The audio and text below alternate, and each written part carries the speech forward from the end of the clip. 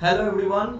मैं वापस आ गया हूँ और ये जो वीडियो है यहाँ पे मैं एसबीआई क्लर्क प्रीलिम्स का थोड़ा सा एनालिसिस करूँगा कि कैसे पेपर आया एग्जैक्टली एग्जाम में जाके क्या करना है, क्योंकि 2 दिन एग्जाम हो चुका है। हाँ, सैटरडे और संडे 2 दिन एग्जाम हो चुका है, लेकिन कल भी एग्जाम है, कल मंडे कल भी एग्जाम है। और जिन लोग का कल एग्जाम है सबको मैं बता दे रहा हूँ, जो मैं जनरली फीडबैक दिया मैक्सिमम लोग 75 के आसपास किया है, तो तुम लोग कोशिश करना कि 80 के आसपास हो जाए।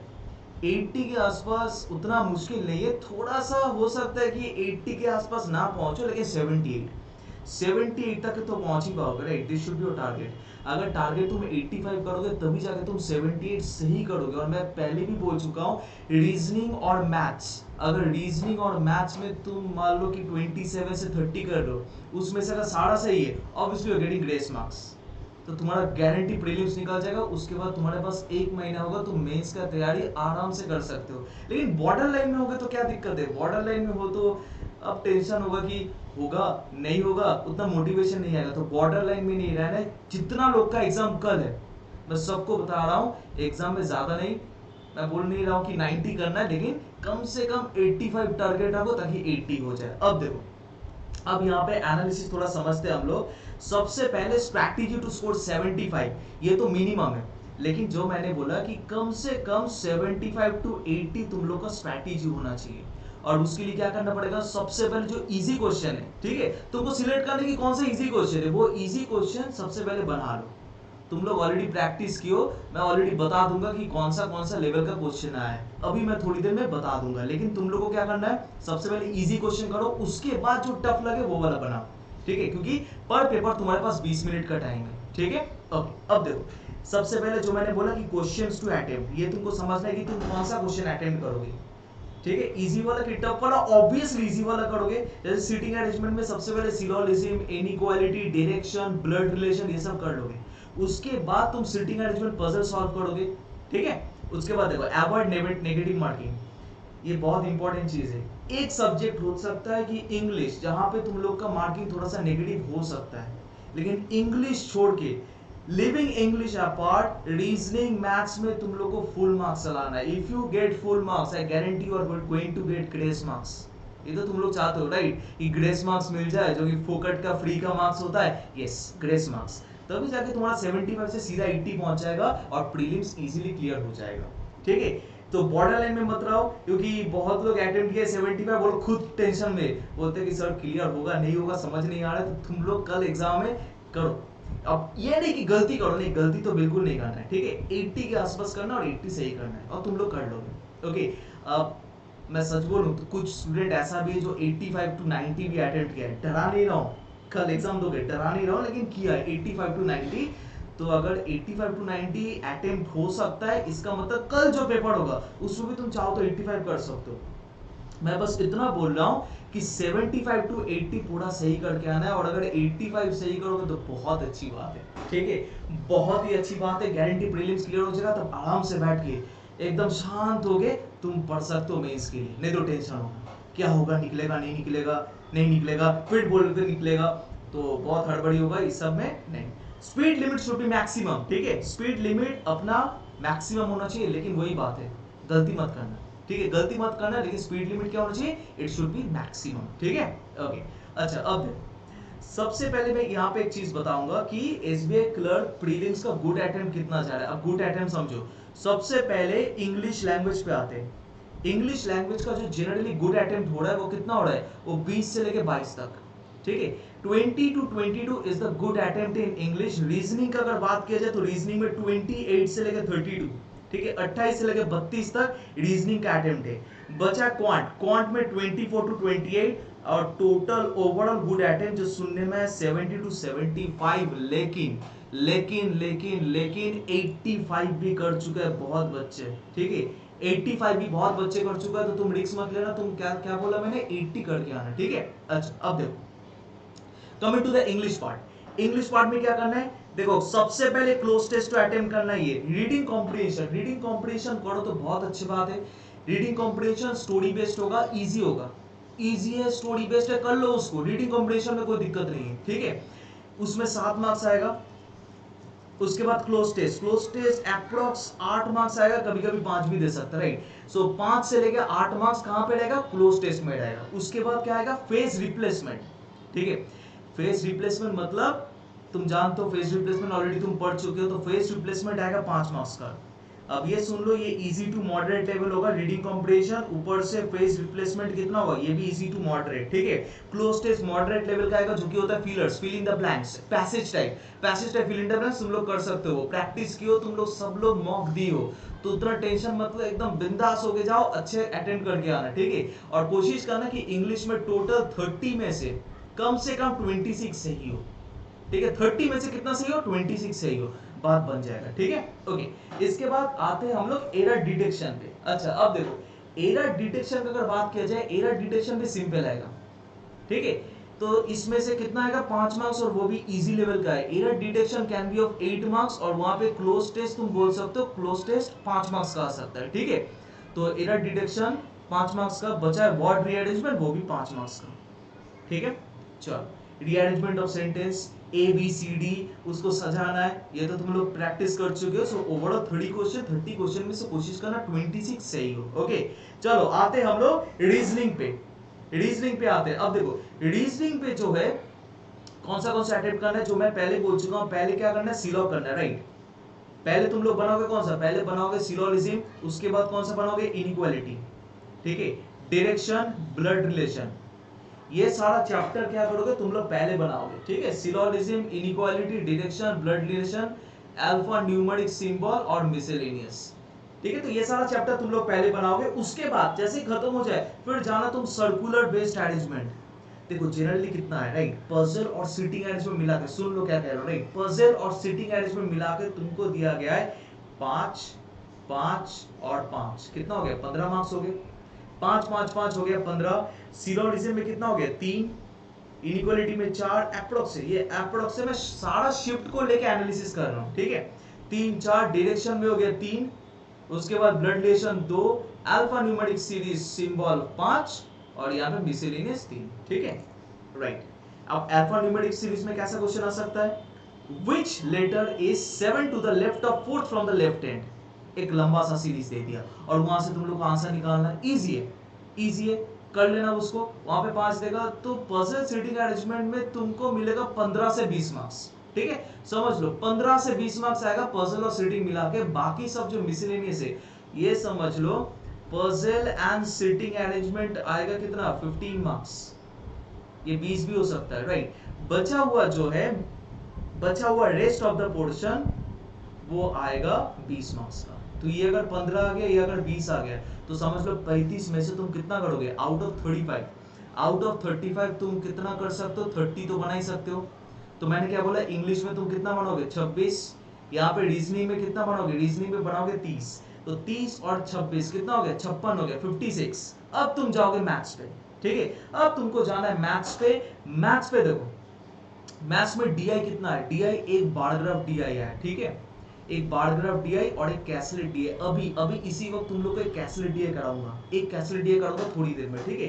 तो एक बार ग्राफ डीआई और एक कैसलेट डीआई, जो कि हो गया 10 मार्क्स का, आराम से बना सकते हो, ठीक है। सिंप्लीफिकेशन, सिंप्लीफिकेशन 10 क्वेश्चन आ रहे हैं, 10 क्वेश्चन, ये तो 3 मिनट का टाइम है। 10 क्वेश्चन तुमको कितना लगेगा, 2 से 3 मिनट, उससे ज्यादा नहीं लग सकता है, क्योंकि आसान सा सवाल है, इजी इजी क्वेश्चन दे रहे हैं, ठीक है। उसके बाद क्या दे रहा है, मिसिंग सीरीज। अब सीरीज ऑलरेडी तुम लोग जानते हो, ठीक है। तो सेशन को मैं ज्यादा लंबा नहीं करूंगा, छोटा सा सेशन रख रहा हूं, इसलिए मैं ज्यादा क्वेश्चन डिस्कस नहीं करूंगा। एक रीजनिंग का सवाल और एक कैसलेट डीआई और कुछ सिलोजिज्म, ठीक है, इतना ही है। अब देखो मिसिंग सीरीज देख के जाना कि कौन सा सीरीज है, बिकॉज वहां से तुम लोग को कुछ क्वेश्चन देगा, ठीक है। मतलब पैटर्न वही रहेगा, बस नंबर चेंज कर देगा, पैटर्न कल ही सेम रहेगा, ठीक है। उसके बाद क्या, बाकी अरिथमेटिक होगा 10 क्वेश्चन, ठीक है, अरिथमेटिक 10 क्वेश्चन। तो यहाँ पे दोनों डीआई, बार ग्राफ और कैसलेट, जो कि हो गया कितना, 10 मार्क्स।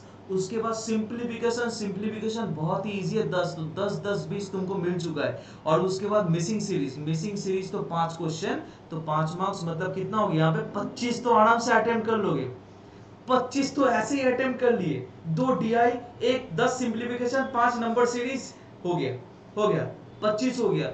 अरिथमेटिक 2-3 तो करोगे, जैसे एज वाला, टाइम एंड वर्क वाला जो इजी है वो तो बना ही लोगे, राइट। तो 25 और 3 कितना हो गया, 28, 28 टोटल कर लो कितना हो गया 26 30 एंड 28 कितना हो गया 14 84 कितना हो गया बताओ 84 ठीक है सही है।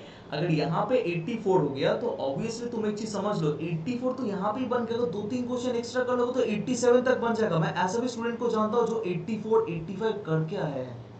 तो अगर डेफिनेटली एक चीज सोचो अगर वो लोग 85 कर दिया है मतलब तुम लोग प्रैक्टिस करो तो तुम 85 तक पहुंच सकते हो। तो जिन लोग का एग्जाम हो चुका है मैं उन लोग को अब कुछ नहीं बोलूंगा ठीक है ज्यादा टेंशन मत लो मेंस का तैयारी करो। जिन लोग का एग्जाम बाकी है टारगेट करो 85 ठीक है और एग्जाम में 83 से 84 सही करके आओ 83 से 84 सही करके आना ठीक है। ओके चलो अब एक क्वेश्चन डिस्कस करते हैं राइट। तो यहाँ पे एक रीजनिंग का मैंने सवाल रखा है यहाँ पे कितना लोगे 12 लोगे समझ लो इस क्वेश्चन को पढ़ लो एक बार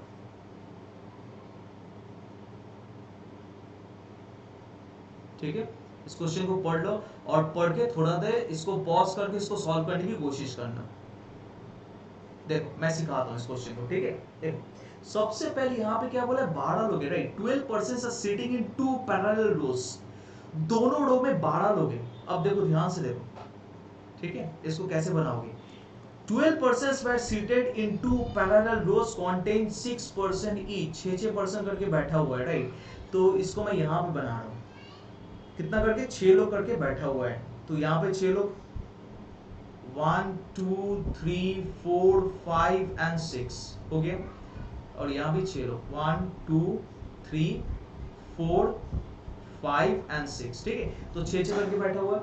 अब देखो यहाँ पे क्या बोला है एग्जैक्टली यहाँ पे बोला है A B C D E F were seated all of them facing south and P Q R S T U were seated all of them facing north ठीक है।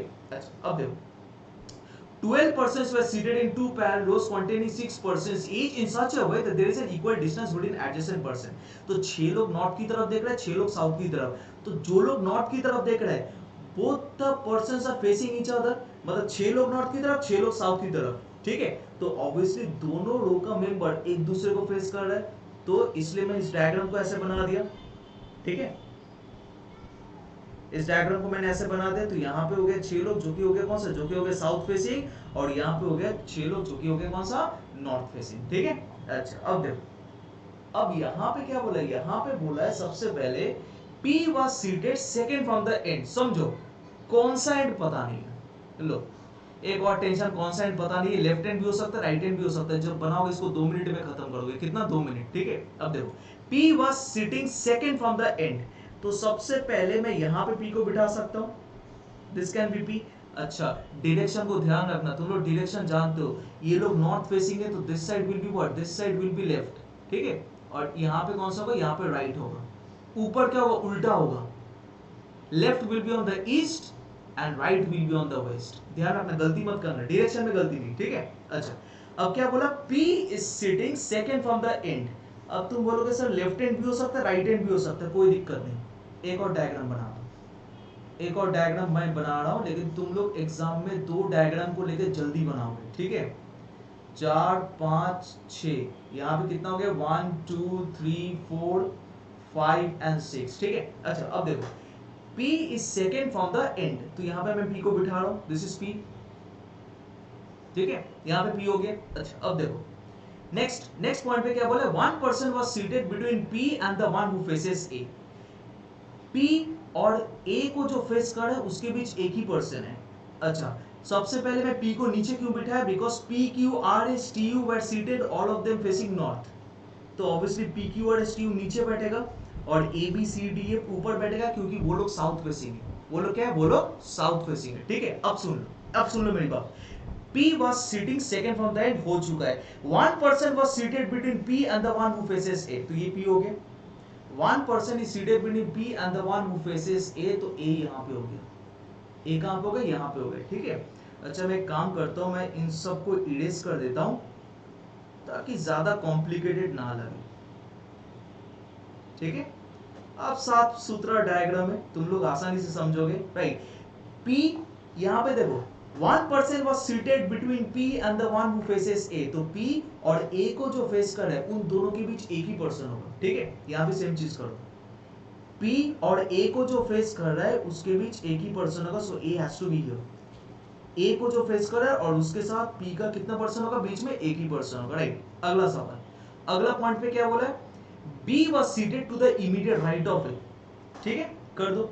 देखो राइट इस तरफ होगा, ध्यान रखना राइट इस तरफ होगा क्योंकि ये लोग साउथ फेसिंग है, सो B इधर होगा। B was seated immediate right of A, तो यहाँ पे B हो गया। सेम चीज यहाँ पे B होगा, क्योंकि क्या बोला है, B seated immediate right of A, ठीक है।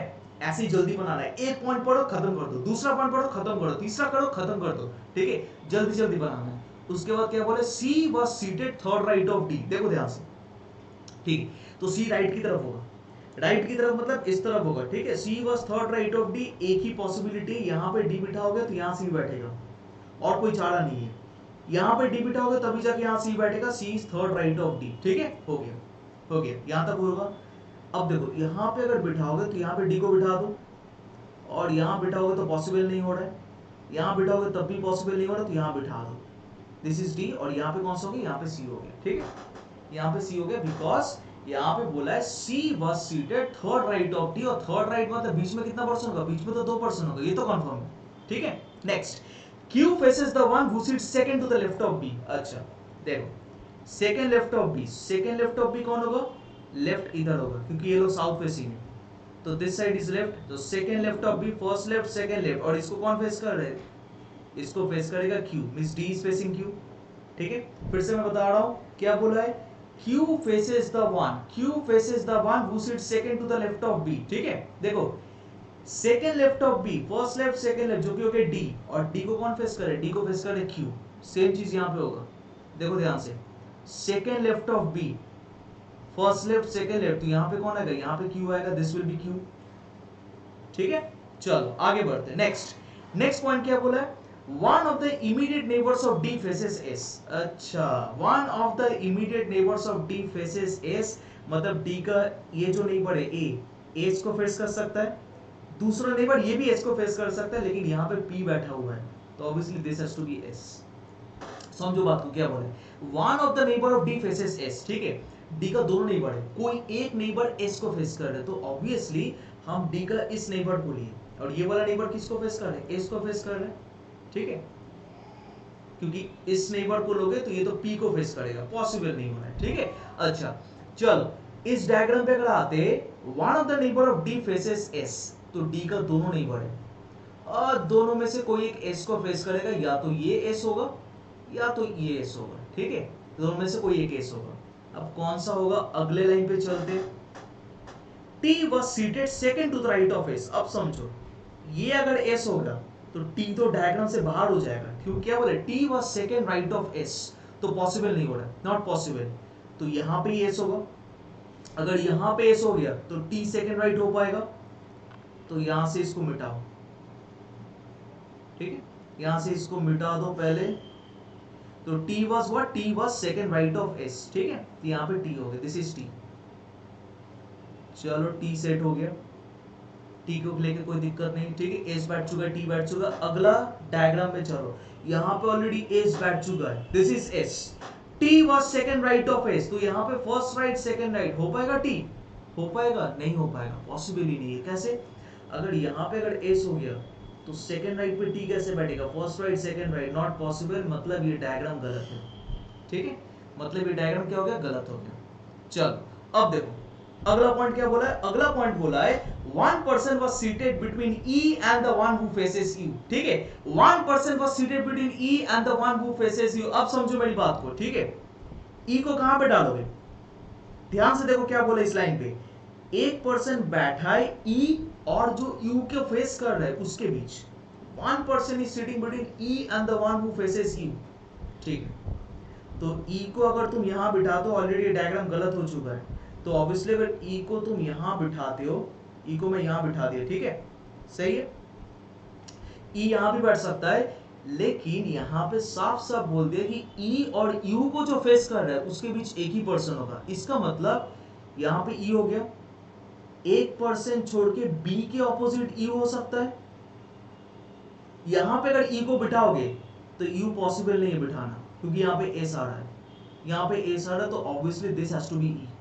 This has to be E, तब जाके statement, the last statement is satisfied that one person is seated between E and the one who faces you. देखो यू को कौन face कर रहा है? बी, तो ई और बी के बीच कितना पर्सन हो गया? ई और बी के बीच एक पर्सन हो गया, ठीक है, हो गया, सेटिस्फाइड। अब बाकी जो बचा है बिठा दो, ए बी सी डी ई, यहां पे कौन सा आ गया? यहां पे आ गया एफ, एफ ही तो बचा हुआ है, राइट, एफ बचा हुआ है। नीचे वाला रो में कौन बचा हुआ है? P Q R S T U, मतलब आर बचा हुआ है, तो आर को बिठा दो, आर को बिठा दो, ठीक है, बस हो गया, हो गया। 2 मिनट में बनाना है, वो तो मैं समझा रहा हूँ इसलिए थोड़ा सा टाइम लग रहा है, लेकिन तुमको कल 2 मिनट के अंदर बनाना है। और ऐसे ही क्वेश्चन आएगा, ऐसा ही क्वेश्चन आएगा, डबल लो वाला बहुत सारा शिफ्ट में है, ठीक है, तो तुम लोग को ऐसा ही क्वेश्चन मिलेगा, तो टेंशन मत, ठीक। अब देखो क्वेश्चन क्या बोला है, the question says who was seated second to the left of you। Second left of you कौन होगा? देखो यहाँ पे यू है, यहाँ पे अगर यू होगा तो सेकंड लेफ्ट ऑफ यू, तो फर्स्ट लेफ्ट सेकंड लेफ्ट, चलो फर्स्ट लेफ्ट सेकंड लेफ्ट कौन आ गया? आर आ गया, तो ऑप्शन नंबर सी आर होगा। मार्क करो, आगे निकलो। अगला सवाल क्या है? How many persons were seated between Q and the one who faces C.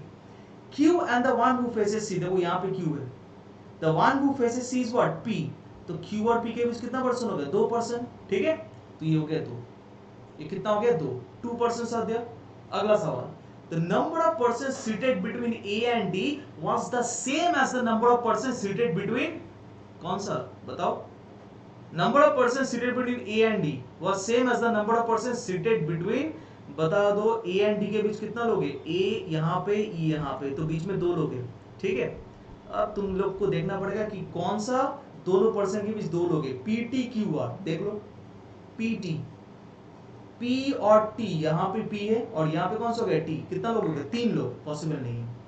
Q R बीच में 3 लोग, not possible, right. R and T, T and U, देख लो, R and T, R और T, तो R और T के बीच तो सारा लोग है, राइट। उसके बाद T और U, T और U, यहाँ पे 2 लोग हैं, तो ये मैच हो रहा है। A और A के बीच जैसे 2 लोग हो रहे हैं, T और U के बीच भी कितना हो रहा है? 2 लोग हो रहा है, तो ये मैच हो रहा है। तो मैच हो रहा है मतलब इसका आंसर कौन सा होगा? इसका आंसर होगा डी, ठीक है, तो इसका आंसर कौन सा बन गया? डी हो गया। उसके बाद देखो नेक्स्ट, वो is sitting between E and A in row 1।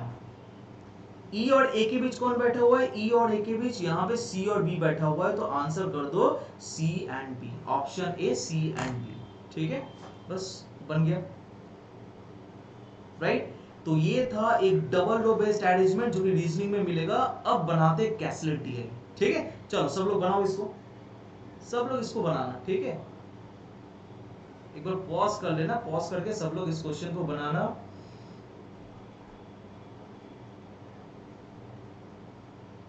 चलो अब मैं इसको सिखाता हूं, ठीक है। इसको कैसे बनाओगे? देखो सुनने में है कि बहुत लोग कैसलेट डीएल छोड़ दियो, तो छोड़ना नहीं है, पहली बात इसको बनाना है, लेकिन कैसे बनाओगे? Let me tell you the trick, ठीक है। ऐसा नहीं कि बनाना ही कंपलसरी, क्योंकि 35 में से तुमको बनाना है 28 क्वेश्चन। एक कैसलेट दिया, एक बार ग्राफ, दोनों मिला के मैंने बोला कि 10 क्वेश्चन तो बना ही लोगे, तो एक काम करना, कैसलेट दिया डेफिनेटली बनाना, ठीक है। चलो इसको बनाते हैं। इसको कैसे बनाओगे? सबसे पहले देखो 4 स्टेटमेंट दिया हुआ है। There are 3 groups of students X, Y and Z and they study in different classes A, B, C, ठीक है। 3 ग्रुप है X, Y, Z and they study in different classes A, B, C। तो एक काम करना, number of students in class is 120, ठीक है। इसको मैं यहां बनाता हूं। सबसे पहले ग्रुप्स जो है, कौन सा ग्रुप है? X, Y और Z, ठीक है। ग्रुप्स कौन सा हो गया? ग्रुप्स हो गए X, Y और Z। और यहाँ पे क्लास कौन सा है? क्लास हो गया number of students, classes A, B, C, ठीक है। क्लासेस कौन सा हो गया? A, B, C। तो ये पहला हो गया A, दूसरा हो गया B और तीसरा हो गया C, सही है, A, B, C। अब इस चार्ट को कंप्लीट करो, इस चार्ट को कंप्लीट करो कि यहाँ पे X ग्रुप में A क्लास में कितना लोग हैं। कैसे बनाओगे? देखो ध्यान से, देखो सबसे पहले कौन सा पॉइंट उठाओगे? पहला पॉइंट उठाओ, number of students in class is 120, ठीक है। Number of students in class A is 120, मतलब A में टोटल कितना होगा? A में टोटल होगा 120, यहां पे लिख सकते हो, ताकि तुमको ये पता चल जाएगा, okay X plus Y plus Z will be sum up to 120, ठीक है। चल, तो number of students in A कितना हो गया? 120 हो गया। इसके बाद आगे बढ़ते हैं हम लोग, देखो ध्यान से, देखो आगे बोला गया है Next statement, the number of students in class C is 80% of the total number of students in class A and B. अभी तुम सोचोगे इसको अभी करना थोड़ा सा मुश्किल होगा, क्योंकि बोला है C is 80%. C is 80% of the total number of students in class A and B. Okay, तो C equals to 80% of class A and B. तो अभी तुमको पता नहीं है कि क्लास A and B में कितना है, so you don't know right now. तो इसको अभी छोड़ दो, इस पॉइंट को अभी छोड़ दो. देखो कौन सा पॉइंट बिठा सकते हो, देखो देखो कौन सा पॉइंट, अगला पॉइंट बिठा सकते हो. Number of group X students in class A. Group X students in class A is 1/3 of the total number of students in class A. अच्छा देखो ध्यान से, number of group A students in class A, class A में total कितना है 120. Class A में total है 120, उसका 1/3, उसका 1/3 मतलब 40. सीधा हिसाब, 120 का 1/3 कितना होगा 40 होगा. तो यहाँ पे कितना हो गया 40 होगा. क्लास A में ग्रुप X कितना होगा 40, 1/3 of 120. डन, एक पॉइंट मिल गया. अगला पॉइंट देखो क्या बोला है, total number of group X and group Y students in class B is 40. मतलब इतना बोल रहा है, total number of group X and group Y students in class B is how much 40. अगर ये वाला A हो गया, ये वाला अगर B हो गया, ठीक है, this is A, this is B, तो A और B का समेशन कितना होगा, A और B का समेशन होगा 40 होगा. ठीक है, सही है, A और B का समेशन 40 होगा. अब A कितना होगा, B कितना होगा वो तो नहीं पता, बस इतना पता है कि दोनों का समेशन 40 है. अगला पॉइंट देखो, statement 3, ratio of group Y and group state students in class is 3:1. बड़ा सिंपल कर दिया. ठीक है, ऐसे ही सिंपल आएगा, इतना ही सिंपल आएगा. ग्रुप Y और ग्रुप Z क्लास A में कितना है 3:1. अब देखो सीधा सा बात है, ग्रुप X क्लास A में कितना हो चुका है 40 हो चुका है. ओके, क्लास A में जो ग्रुप X है वो ऑलरेडी 40 हो चुका है, तो बचा है कितना, बचा है 80. ध्यान से देखो, अगर यहाँ पे 40 होगा तो यहाँ पे कितना हो जाएगा, यहाँ पे होगा 80 होगा, क्योंकि 80 + 40 तभी होगा 120. ठीक है, अब अगर ऐसा सिनेरियो है तो एक चीज सोच के देखो, एक चीज सोचो, Y और Z को कैसे डिवाइड किया, वो रेशियो में डिवाइड किया. कौन सा रेशियो में, 3:1. ठीक है, 3:1. 3:1 मतलब अगर ये 3 होगा तो ये 1 होगा. तो मैं बोल सकता हूँ ये अगर 3:1 में डिवाइड होगा तो ये टोटल कितना होगा, टोटल होगा 4, and this 4 is equivalent to 80. है कि नहीं, तो टोटल होगा 4, और Y और Z का ऑलरेडी टोटल हम लोग को पता है, तो already total is how much 80, right. तो अगर दोनों का समेशन 80 है तो 4 का वैल्यू अगर 80 होगा तो 1 का वैल्यू कितना होगा, 1 का वैल्यू होगा 20. ठीक है, 1 का वैल्यू कितना होगा 20 होगा, और 3 का वैल्यू कितना होगा, 3 का वैल्यू हो जाएगा 60. 3:1 मतलब this will be 60 and this will B 20. Simple हिसाब हो गया. ग्रुप A, और यहाँ बोल सकते हो क्लास A खत्म. पहले बोल दिया 40 और Y और Z को डिवाइड करते रेशियो 3:1 में. ठीक है, तो 3 का वैल्यू हो गया 60 और 1 का वैल्यू हो गया 20, क्योंकि उन दोनों का टोटल था 80. ठीक है, अब देखो, अब समझो मेरी बात को, समझो. Class A is over. ठीक है, क्लास A ओवर हो चुका है. अब बचा कौन सा है, अब बचा है क्लास B और C. ठीक है, अब क्लास B को कैसे लोगे, अगला पॉइंट देखो. अगला पॉइंट बोला है, ratio of X and group Y, ratio of group X and group Y students in class B is 3:1. बताओ, ये भी आसान कर दिया. ठीक है, ग्रुप X और ग्रुप Y का जो रेशियो होगा क्लास B में, समझो मेरी बात को, ग्रुप X और ग्रुप Y का जो रेशियो होगा क्लास B में वो कितना होगा, वो होगा 3:1. ठीक है, कितना हो जाएगा 3:1. अब समेशन तो ऑलरेडी 40 दिया हुआ है, इन दोनों का समेशन कितना दिया है 40, तो इस 40 को मैं कितना में डिवाइड करूंगा 3:1 में. तो 40 को मुझे डिवाइड करना है कितना में 3:1 में. ठीक है, सीधा हिसाब. तो यहाँ पे 3 का वैल्यू हो जाएगा 30, 1 का वैल्यू हो जाएगा 10. ठीक है, 3 होगा 30, 1 का वैल्यू होगा 10. तो यहाँ पे लिख दो. देखो फिर से मैं बता रहा हूँ, पहले बोला था कि दोनों का समेशन 40 है. किसका समेशन, ग्रुप X और group Y in class B. तो यहाँ पे दोनों का समेशन हो गया कितना 40. ठीक है, अब इसको मैं डिवाइड करूंगा कितना रेशियो में, द रेशियो इज 3:1. तो अगर दोनों अगर 40 है तो 3 का वैल्यू कितना होगा 30, 1 का वैल्यू कितना होगा, 1 का वैल्यू होगा 10. ठीक है, चलो आगे बढ़ते. तो इसको मैं लिख देता हूं यहाँ पे, ठीक है। चलो इसको लिख दिया, तो ये हो गया 30, ये हो गया 10, बस, ठीक है। अब आगे बढ़ते हैं। अब देखो, अब यहाँ पे बोला है total number of students in class B is 250%. Total number in class B is how much? 250% of total number of students of group X and group Y, ठीक है। अच्छा, अब देखो total number of students in class B कितना होगा? 250% of total number in group X and group Y. अच्छा, group X में कितना है? 30, ग्रुप Y में कितना है? 10, तो टोटल इन बी कितना हो जाएगा? 250% of total of group X and group Y. वो बी में ही बोला है, वो किस में बोला है? वो बी में ही बोला है। तो बी में टोटल कितना है? यहाँ पे हो गया 30, यहाँ पे हो गया 10, so total is 40, so 250% of 40, ठीक है। 250% ऑफ 40, वेरी सिंपल कैलकुलेशन, ये तो 100 हो जाएगा, ठीक है। ये तो 100 होगा, दोनों जीरो कट गया, 25 इंटू 4 इज 100। तो यहाँ बोल सकते हो ग्रुप बी में टोटल कितना है? टोटल इज 100, ठीक है। ग्रुप बी में टोटल कितना हो गया? टोटल बन गया 100। काफी लोगों को कंफ्यूजन हो सकता है ये इस लाइन पे, मैं इसलिए फिर से बता रहा हूं। Total number of students in class B, मतलब क्लास बी में जो टोटल होगा will be equal to 250% of group X and group Y in class B, ठीक है।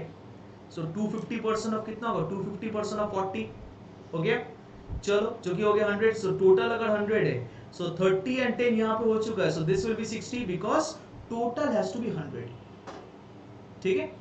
तो यहाँ पे क्लास बी खत्म, ग्रुप एक्स में 30, ग्रुप वाई में 10 और ग्रुप जेड में कितना हो गया? 60। चलो अब आते क्लास सी में, ओके। क्लास सी में आते, कुछ पॉइंट यहाँ पे हम लोग छोड़े थे, उस पॉइंट पे वापस आते हैं। पहले लास्ट वाला पॉइंट करते, right. Ratio of group X, group Y and group Z students in class C is 3:5:3, okay. Class C में जो रेशियो दिया है, किसका रेशियो? एक्स वाई जेड का। एक्स वाई जेड का जो रेशियो दिया है वो कौन सा होगा? वो होगा 3:5:3। तो ये 3 होगा, तो ये 5 होगा, तो ये 3 होगा। If this is 3, this is 5, so this will be how much? This will be 3. सही है, सही है। पहला 3 होगा, दूसरा 5, फिर अगला वाला कितना होगा? 3। एक ही पॉइंट हम लोग छोड़े थे, उस पॉइंट पे वापस आते। Number of students in class C is 80% of the total number of students in class A and class B, okay. Number of students in class C कितना होगा? 80% of class A and class B। 80% of class A and class B मतलब क्या? C में total कितना होगा? 80% of class A and B, तो class A में कितना हो गया? 120, और क्लास B में कितना हो गया? क्लास B में हो गया 100, ठीक है। क्लास A में 120, क्लास B में 100, टोटल कर लो, so this will be 8/10 into 220, ठीक है, हो गया। 0 0 कट गया, 8 इंटू 22, दिस विल बी 176। तो क्लास C में टोटल कितना हो गया? 176, बस मिल गया क्लास C का टोटल। तो क्लास C का टोटल हो गया 176 and this 176 will be divided in the ratio 3:5:3, ठीक है। आसानी से डिवाइड कर सकते हो। 3, 5 और 3 टोटल कितना हो रहा है? टोटल हो रहा है, यहाँ पे देखो, टोटल हो रहा है 3 3 9, सॉरी 3 3 6 और 5 11। So this 11 will be equivalent to 176, सही है। इफ 11 इज 176, एक का वैल्यू कितना होगा? 1 विल बी 11 1 0 11 6 6 66 16। अगर 11 का वैल्यू 176 होगा तो एक का वैल्यू कितना होगा? 16 होगा। इफ 1 इज 16, तो यहाँ पे कितना होगा? 16 इंटू 3, दिस विल बी 48, ठीक है, दिस इज 48। उसके बाद ये वाला कितना होगा? 16 into 5, this will B 80 and this is again 48। बस सारा डेटा मिल चुका है, तुम लोग को सारा डेटा मिल चुका है। यही तो बनाना था, ये तो अभी मैं बना रहा हूँ, ठीक है। ऐसा लाइन तुम एग्जाम में मत खींचना, एग्जाम में तुमको बस क्या करना है? बस इस चार्ट को सॉल्व करना है, ठीक है। क्योंकि कैसलेट आएगा, कैसलेट डेफिनेटली आएगा, तो इसको ऐसे बनाना, बहुत सिंपल हो जाएगा, एकदम सिंपल क्वेश्चन है। एसबीआई क्लर्क प्रीलिम्स का भी टफ क्वेश्चन नहीं पूछता है ये लोग। जितना टफ क्वेश्चन पूछेगा सारा मेंस में, जो कि मैं मेंस का भी क्लास तुम लोग को कराऊंगा, ठीक है। तो बस सारा बन गया, क्योंकि 176 को डिवाइड करना है कितना रेशियो में? 3 5 3, ठीक है। अब so find the total number of students in class C. Total number of students in class C कितना होगा? ऑलरेडी मिल चुका है 176। तो इसका आंसर क्या होगा? ऑप्शन ए 176 हो गया। ठीक है, अगला सवाल, find the total number of students in group X. Group X में टोटल कितना है? ठीक है, टोटल है यहाँ पे क्लास ए में 40, क्लास बी में 30, क्लास सी में 48। कितना हो गया टोटल? 40 प्लस 30 प्लस 48 कितना हो गया टोटल? गिन लो, 40 30 70 40 110 118 है ऑप्शन में, है ऑप्शन में, मार्क कर दो, बस क्लिक करके आगे निकल जाना है। तो यहाँ पे 118 मिल चुका है। तो total number of students in group x कितना हो गया? 118। ठीक है, बहुत बढ़िया, बहुत बढ़िया, चलो परफेक्ट। अब चलते अगला सवाल पे, जो कि सिलोजिज्म। अभी सिलोजिज्म में मैं ओनली अ फ्यू का मैं क्वेश्चन डाला, क्योंकि बहुत लोग ओनली अ फ्यू का कॉन्सेप्ट को गलती कर देता है, तो मैं यहाँ पे ओनली अ फ्यू का एक कॉन्सेप्ट डाला हूँ। ठीक है, चलो सीधा क्वेश्चन पे चलते। कॉन्सेप्ट तो तुम लोग सब जानते हो, सीधा क्वेश्चन पे आते हैं। ठीक है, अच्छा अब देखो ओनली अ फ्यू को कैसे बनाना है। सबसे पहले क्या बोला? Only a few students are kids. देखो ध्यान से, only a few students are kids. पहले डायग्राम बनाओ। ओनली अ फ्यू के मतलब क्या होगा बताओ, कमेंट बॉक्स में कमेंट करो। राइट, कमेंट करो ओनली अ फ्यू के मतलब क्या है, कमेंट करना सब लोग। ओनली अ फ्यू के मतलब है सम नॉट दोनों होगा। Only a few A is B, only a few A is B मतलब some A is B and simultaneously some A is not B. ठीक है, यही तो होता है मतलब। तो ऐसे बना दो diagram, only a few students are kids. ठीक है, so some students are kids and some students are not kids। बस इतना ही करना है, क्योंकि मैंने क्या बोला, ओनली अ फ्यू का मतलब क्या है?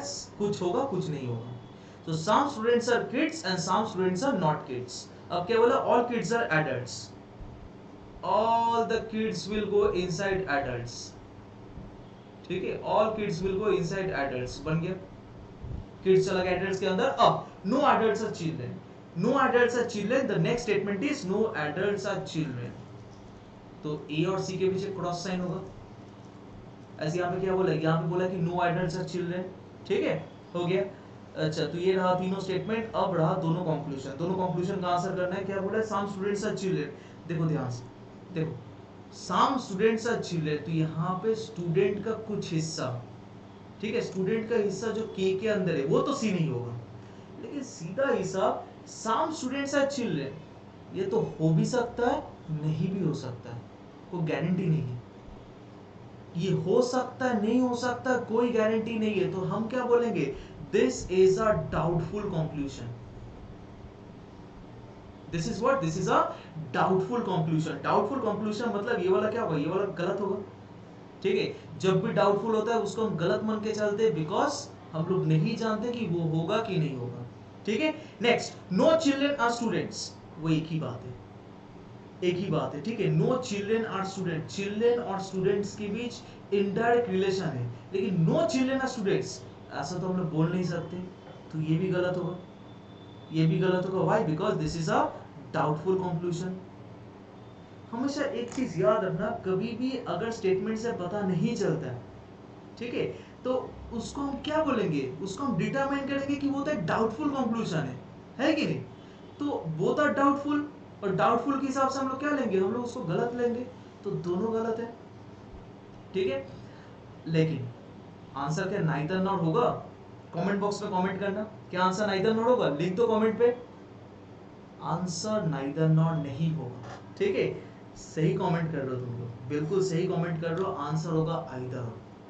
आंसर क्या बनेगा? आंसर बनेगा आइदर और, क्योंकि यहाँ पे सब्जेक्ट प्रेडिकेट सेम है, स्टूडेंट्स चिल्ड्रन, और यहाँ पे कौन सा हो गया? स्टूडेंट्स और चिल्ड्रन। तो यहाँ पे कौन सा हो गया? सब्जेक्ट प्रेडिकेट सेम है। नो चिल्ड्रन आर स्टूडेंट्स, इसको तुम लोग नो स्टूडेंट्स और चिल्ड्रन भी लिख सकते हो, बात तो बराबर ही है, बात तो एक ही है। तो ऑब्वियसली सब्जेक्ट प्रेडिकेट सेम है। और क्या कंडीशन था आइदर और का? दोनों गलत होना चाहिए, दोनों गलत है, ये भी गलत है, ये भी गलत है। और क्या कंडीशन था? तीसरा कंडीशन था एक पॉजिटिव होना चाहिए, एक नेगेटिव होना चाहिए, है कि नहीं? तो पॉजिटिव कौन सा मिल गया? यहाँ पे पॉजिटिव हो गया सम, यहाँ पे पॉजिटिव बन गया सम, और यहाँ पे नेगेटिव कौन सा बन गया, यहाँ पे नेगेटिव बन गया नो, तो एक पॉजिटिव भी है एक नेगेटिव भी है, तो तीनों कंडीशन सेटिस्फाई हो रहा है कि नहीं, तीनों कंडीशन अगर सेटिस्फाई हो रहा है तो इसका आंसर क्या बनेगा, इसका आंसर बनेगा option number C, either conclusion 1 और 2 फॉलोस। मैं वही क्वेश्चन आज लेके आऊं जहां पे गलती हो सकता है, जहां पे गलती नहीं होगा वो तो तुम लोग खड़ी लोगे, लेकिन यहाँ पे गलती हो सकता है। गलती से नाइदर नॉर मत कर देना, फिर से बता रहा हूँ, इट्स माय रिक्वेस्ट, गलती से नाइदर नॉर मत कर देना, क्योंकि सब्जेक्ट प्रेडिकेट यहाँ पे सेम है। तो इसका आंसर जो बनेगा that is option number C, click करो आगे निकलो, that is answer will be either और।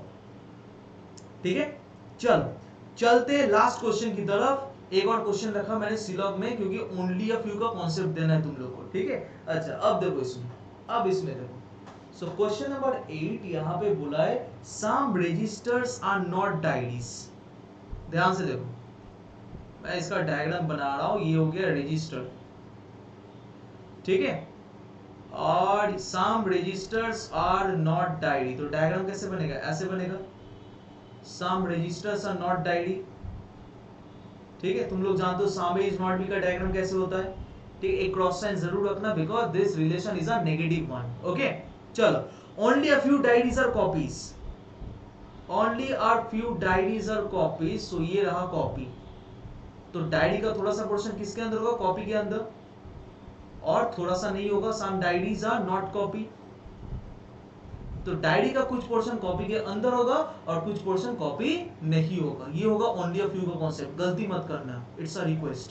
ठीक है, अच्छा अब क्या बोला है, all copies are notebooks, all copies are notebooks, सारा कॉपी किसके अंदर होगा, सारा कॉपी नोटबुक के अंदर होगा। ठीक है, सारा कॉपी नोटबुक के अंदर है। अब कंक्लूजंस बोला है सम रजिस्टर्स कैन बी नोटबुक, यहाँ पे रजिस्टर है और यहाँ पे नोटबुक है कोई कनेक्शन, है कोई कनेक्शन नहीं, रजिस्टर और नोटबुक के बीच में यहाँ पे कोई कनेक्शन नहीं आ रहा है। और ये कैन बी मतलब क्या है, कैन बी मतलब पॉसिबिलिटी केस, कैन बी मतलब क्या है, पॉसिबिलिटी केस।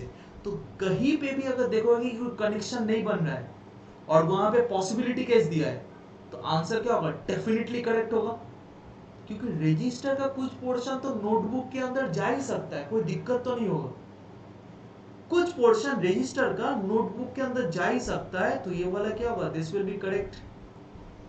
ठीक है, क्या होगा, करेक्ट होगा, क्योंकि बस एक चीज दिमाग में रखना कि अगर कोई कनेक्शन नहीं है और वहां पे अगर कोई पॉसिबिलिटी केस दिया है तो गारंटी राइट होगा, that will be simply correct.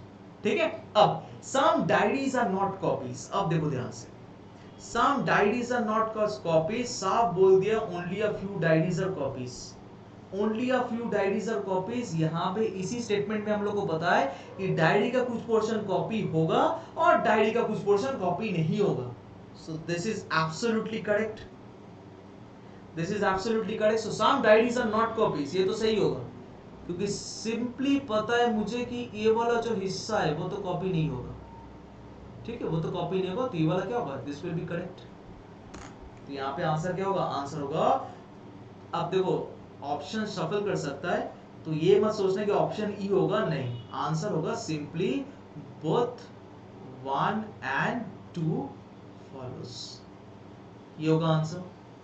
ठीक है, तो थोड़ा सा मैंने कोशिश किया ताकि तुम लोग कल के लिए जहां पे दिक्कत हो सकता है, especially only a few, caselet D I, ठीक है, या फिर डबल रो बेस्ड अरेंजमेंट, तो ये वाला सब सही करके आना। और मैं पहले ही बोल चुका हूँ कितना करना है तुम लोगों को, 85, क्योंकि बहुत सारे स्टूडेंट 85 कर चुका है, लेकिन ऐसा नहीं कि सर बोला 85 तो 85 करना है, नहीं, गलती नहीं। दूसरा पॉइंट ये भी बताया था कि चाहे कुछ हो जाए गलती नहीं करना है। ठीक है, चलो अब मैं एक काम करूंगा, मैं मेंस का जो तैयारी करवाऊंगा वहां पे मैं कभी कभी एक एक क्वेश्चन लाऊंगा ताकि तुम लोग पैटर्न को समझो सही से, एक साथ नहीं करूंगा, एक साथ लेना थोड़ा मुश्किल हो जाएगा, तो पैटर्न वाइज कराऊंगा, ठीक है, कभी रीजनिंग कभी मैथ्स। ओके, चलो फिर मिलते हैं हम लोग अगला वीडियो पे, अभी इस वीडियो को जरूर देखना और लाइक शेयर सब्सक्राइब जरूर करना, ठीक है, ओके, चलो, थैंक यू, पीस आउट।